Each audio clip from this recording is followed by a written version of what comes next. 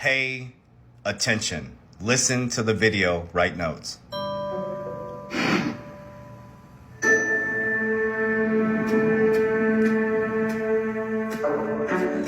In 1971, when I was a young clerk on the floor of the New York Stock Exchange, the United States ran out of money and defaulted on its debts.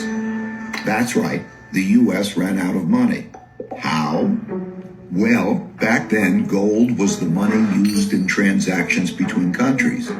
Paper money, like the dollar, was like checks in a checkbook in that it had no value other than it could be exchanged for gold, which was the real money.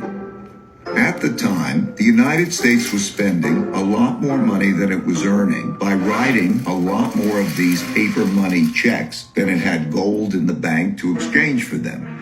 As people turned these checks into the bank for gold money, the amount of gold in the U.S. started to dwindle.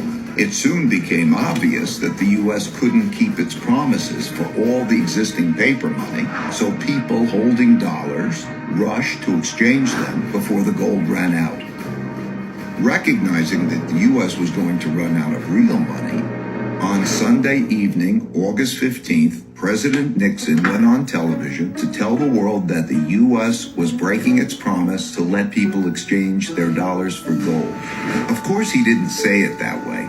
He said it more diplomatically, without making it clear that the United States was defaulting. The strength of a nation's currency is based on the strength of that nation's economy.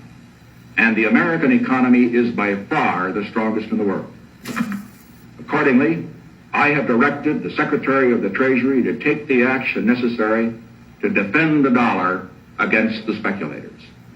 I have directed Secretary Connally to suspend temporarily the convertibility of the dollar into gold or other reserve assets, except in amounts and conditions determined to be in the interest All right, so now we're heading into 13, 14, 15, 16, 17. This is where we're at. We became less productive, overextended, we lost our competitiveness. We have massive wealth gaps since 1970s to now. The top 1% has grown by 138%. The bottom quartile has only grown by 15%. We have large debts. We printed money like crazy. We're in internal conflict. The left and right is getting us to fight against each other about stuff that doesn't even matter. We need to raise our families and be disciplined and consistent. We're sloppy McSloppy. Loss of reserve currency, that's happening right now. And I'm going to show you. Weak leadership. What do you guys think? Civil war and revolution. That's when we turn against each other in America, and that's happening right now. Left and right, the transgender, all this stuff happening right now. This is by design to get us to fight. Then you head into a new world order. But let me show you what's actually happening in the economy. So as all this is going on, and I'm going to show you our money supply got choked off, and China printed $500 billion.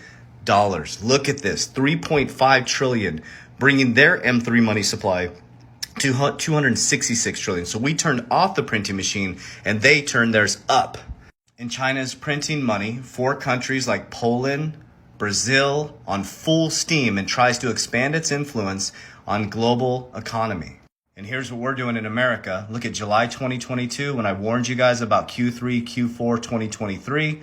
Boom, money supply shut off. Interest rates going through the roof and coin inflation down to 2%, which is going to destroy the middle class.